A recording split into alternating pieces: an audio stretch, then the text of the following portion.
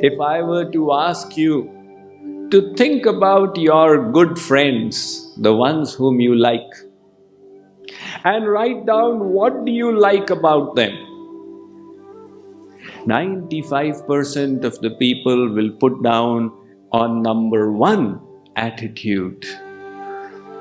That is how important this attitude is to all of us. And with the proper attitude, we look on life in a completely different manner. How wonderful it is to possess such a positive attitude, where you get up every morning and think, it's so wonderful to be alive. Thank you, God, for giving me yet another day to live. You walk out of your house into the garden, take a deep breath and think, how amazing. Thank you, God, for the breath I breathe. There's a miracle taking place all around us. Every atom, every molecule of this air is miraculous. You look at the sun, and once again, you offer your salutations to God residing in the sun, who by His miraculous powers is providing us with the sunlight that we need. And then we go through life with that positive attitude. In this manner of thinking, the biggest difficulties and hardships never prevent anybody from succeeding.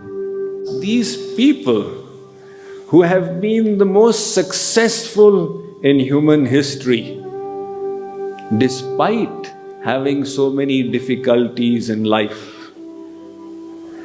Demosthenes was the greatest orator in the Western world.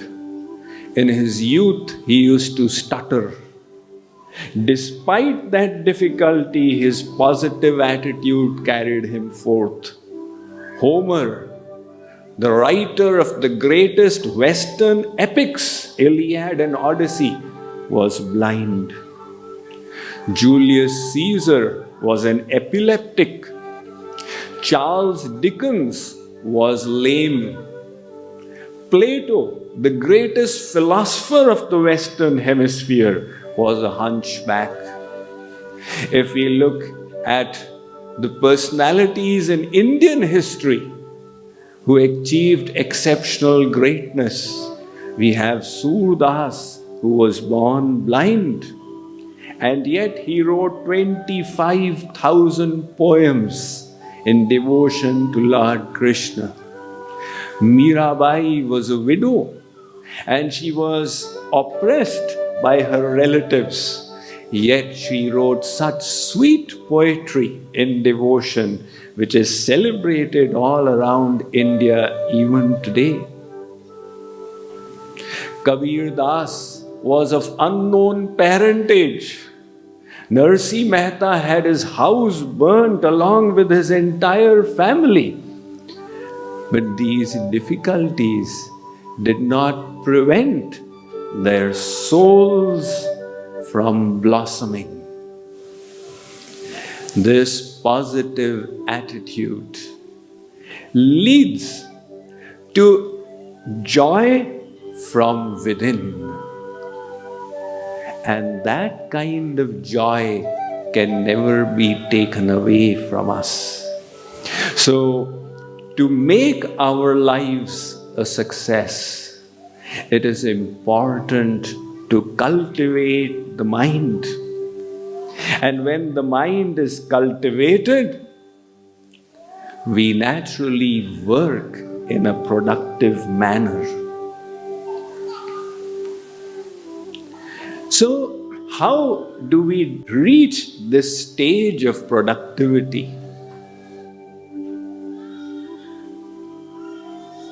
There was once a little boy. He was only 5 years old. He was helping out in the building of a community hospital, which was a $30 million project. His work was to sell pencils in the neighborhood. These pencils he was selling for 5 cents. So he went up to one house, rang the bell. The old lady opened the door, and this little 5-year-old said, "Ma'am, will you buy pencils from me? We are building a $30 million hospital for the community." The lady was impressed. She said, "Sonny, that's a big project that you intend to accomplish by selling these 5-cent pencils."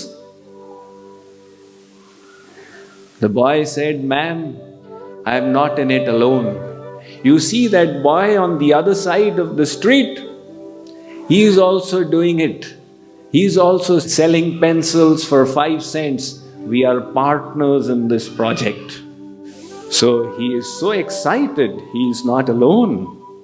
He has got his friend as a partner, and they've undertaken this huge mammoth effort. Similarly, we are small and tiny in our little efforts, but we can make God a partner in our project of life. And if that little boy could be excited that his friend is also selling 5-cent pencils, and that is why together they can accomplish this feat. When God is our partner, what can we not accomplish? The festival of Holi helps us make God a partner in our life and take His help in optimizing our attitude to life.